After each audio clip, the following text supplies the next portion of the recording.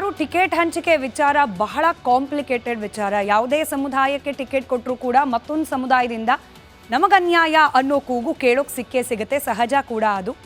ಆದರೆ ಈ ಬಾರಿ ಕಾಂಗ್ರೆಸ್ನಲ್ಲಿ ಲೋಕಸಭಾ ಟಿಕೆಟ್ ಹಂಚಿಕೆ ಪ್ರಹಸನ ಶುರುವಾದಾಗಿನಿಂದ ಮುಸ್ಲಿಂ ಅಲ್ಪಸಂಖ್ಯಾತರು, ಅದರಲ್ಲೂ ಪ್ರಮುಖವಾಗಿ ಮುಸ್ಲಿಂ ಸಮುದಾಯಕ್ಕೆ ಹೆಚ್ಚಿನ ಅವಕಾಶ ನೀಡಬೇಕು ಅನ್ನೋ ಒಂದು ಬೇಡಿಕೆ ಕೇಳೋಕೆ ಸಿಗ್ತಾ ಇದೆ. ಅಲ್ಪಸಂಖ್ಯಾತರಿಗೆ ಕಳೆದ ಬಾರಿ ಅನ್ಯಾಯ ಆಗ್ಬಿಟ್ಟಿದೆ, ನಾವು ಅಂದ್ಕೊಂಡಿದ್ದ ಪ್ರಮಾಣದಲ್ಲಿ ಟಿಕೆಟ್ ಸಿಗಲಿಲ್ಲ, ಆದರೆ ಈ ಬಾರಿ ಕೊಡಬೇಕು, ಕಳೆದ ಬಾರಿ ಆದಂತೆ ಅನ್ಯಾಯ ಈ ಬಾರಿ ಆಗಬಾರ್ದು ಅನ್ನೋ ಕೂಗು ಕೇಳೋಕೆ ಸಿಗ್ತಾ ಇದೆ. ರಾಜ್ಯದಲ್ಲಿ ಮುಸಲ್ಮಾನ್ ಸಮಾಜ 3 ಲೋಕಸಭಾ ಕ್ಷೇತ್ರಗಳನ್ನು ಕೇಳಿದ್ದು, ಒಂದು ಕ್ಷೇತ್ರ ಕೂಡ ಸಿಗೋದು ಡೌಟ್ ಆಗಿದೆ. 28ರಲ್ಲಿ 3 ಕ್ಷೇತ್ರವನ್ನು ನಮ್ಮ ಸಮುದಾಯದವರಿಗೆ ಕೊಡಿ ಅನ್ನೋ ಬೇಡಿಕೆ ಇತ್ತು ಕಾಂಗ್ರೆಸ್ನಿಂದ. ಆದರೆ ಒಂದೇ ಒಂದು ಕ್ಷೇತ್ರದಲ್ಲೂ ಕೂಡ ಟಿಕೆಟ್ ಸಿಗೋದು ಅನುಮಾನ ಅನ್ನೋದು ಕಾಂಗ್ರೆಸ್ ಪಾಳ್ಯದಿಂದ ಕೇಳೋಕೆ ಸಿಗ್ತಿರುವ ಮಾಹಿತಿ. ಬೀದರ್, ಹಾವೇರಿ, ಬೆಂಗಳೂರು ಕೇಂದ್ರ ಈ 3 ಕ್ಷೇತ್ರಗಳನ್ನು ಮುಸಲ್ಮಾನ ಸಮುದಾಯಕ್ಕೆ ನೀಡಬೇಕು ಅಂತ ಹೇಳಿ ಅಲ್ಪಸಂಖ್ಯಾತರು ಮನವಿಯನ್ನು ಮಾಡಿಕೊಂಡಿದ್ರು. ಆದರೆ ಈಗಾಗಲೇ ಹಾವೇರಿ ಕ್ಷೇತ್ರಕ್ಕೆ ಅಭ್ಯರ್ಥಿಯನ್ನು ಘೋಷಣೆ ಮಾಡಿಬಿಟ್ಟಿದೆ ಕಾಂಗ್ರೆಸ್. ಬೀದರ್ ಕ್ಷೇತ್ರದಿಂದ ಕೂಡ ಬಹುತೇಕ ಹೆಸರು ಫೈನಲ್ ಹಂತಕ್ಕೆ ಹೋಗಿದೆ. ಮತ್ತೊಂದು ಕಡೆ ಬೆಂಗಳೂರು ಕೇಂದ್ರದ ಮೇಲೆ ಕ್ರಿಶ್ಚಿಯನ್ ಹಾಗೆ ಮುಸ್ಲಿಂ ಎರಡೂ ಸಮುದಾಯ ಕಣ್ಣಿದ್ದಿರೋದ್ರಿಂದ ಇಲ್ಲಿ ಕ್ರಿಶ್ಚಿಯನ್ ಸಮುದಾಯದ ಆದ್ಯತೆ ಹೆಚ್ಚಾಗಿ ಕಾಣೋಕೆ ಸಿಗ್ತಾ ಇದೆ. ಹೀಗಾಗಿ ಆ ಸಮುದಾಯಕ್ಕೇನೆ ಕಾಂಗ್ರೆಸ್ ಬಹುತೇಕ ಮಣೆ ಹಾಕೋ ಸಾಧ್ಯತೆ ಇದೆ. ಕೇಳಿದ್ದು 3 ಬಟ್ ಸಿಗೋದು ಒಂದು ಡೌಟು ಅನ್ನೋ ಚಿತ್ರಣ ಇದೆ.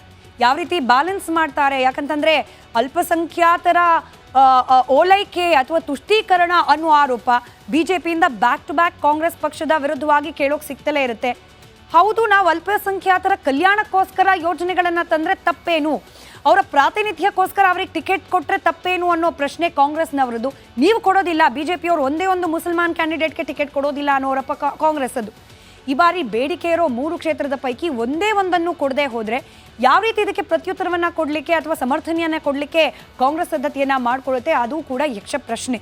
ಸದ್ಯಕ್ಕೆ ಕಾಂಗ್ರೆಸ್ನಲ್ಲಿ ಲೋಕ ಟಿಕೆಟ್ ಹಂಚಿಕೆ ಪ್ರಹಸನ ಮುಂದುವರೆದಿರುವ ಬೆನ್ನಲ್ಲೇ 3 ಕ್ಷೇತ್ರಗಳಿಗೆ ಅಲ್ಪಸಂಖ್ಯಾತರಿಗೆ ಟಿಕೆಟ್ ನೀಡಬೇಕು ಅನ್ನೋ ಬೇಡಿಕೆ ಇತ್ತು. ಬೀದರ್, ಹಾವೇರಿ ಹಾಗೆ ಬೆಂಗಳೂರು ಸೆಂಟ್ರಲ್ 3 ಟಿಕೆಟ್ಗೆ ಮುಸ್ಲಿಂ ಸಮುದಾಯದಿಂದ ಬೇಡಿಕೆ ಕೇಳೋಕೆ ಸಿಕ್ಕಿತ್ತು.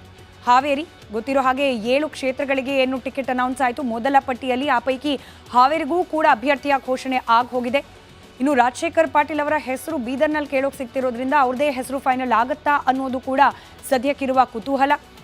ಮತ್ತೊಂದು ಕಡೆಯಲ್ಲಿ ಬೆಂಗಳೂರು ಕೇಂದ್ರ ಲೋಕಸಭಾ ಕ್ಷೇತ್ರದಲ್ಲಿ ಕ್ರಿಶ್ಚಿಯನ್ ಅಭ್ಯರ್ಥಿಗೆ ಟಿಕೆಟ್ ಕೊಡೋ ಸಾಧ್ಯತೆ ಇರೋದ್ರಿಂದ 3 ಕ್ಷೇತ್ರಗಳು ಮುಸಲ್ಮಾನ್ ಸಮುದಾಯಕ್ಕೆ ಸಿಗದೆ ಹೋಗೋ ಸಾಧ್ಯತೆ ದಟ್ಟವಾಗಿದೆ. ಹೀಗಾಗಿ ಮುಂದಿನ ದಿನಗಳಲ್ಲಿ ಈ ಸಮುದಾಯದ ವೋಟ್ ಬ್ಯಾಂಕನ್ನು ಭದ್ರವಾಗಿರಿಸಿಕೊಳ್ಳಿಕ್ಕೆ ಕಾಂಗ್ರೆಸ್ ಯಾವ ರೀತಿಯಾಗಿ ಪ್ಲಾನಿಂಗ್ ಅನ್ನ ಮಾಡುತ್ತೆ ಅಥವಾ ಸಮರ್ಥನೆಯನ್ನ ಮಾಡಿಕೊಳ್ಳಿಕ್ಕೆ ಮುಂದಾಗ್ತಾರೆ ಅನ್ನೋದು ಸದ್ಯಕ್ಕಿರುವ ಪ್ರಶ್ನೆ. ಮತ್ತೊಂದು ಕಡೆ ಮೊನ್ನೆಯಿಂದ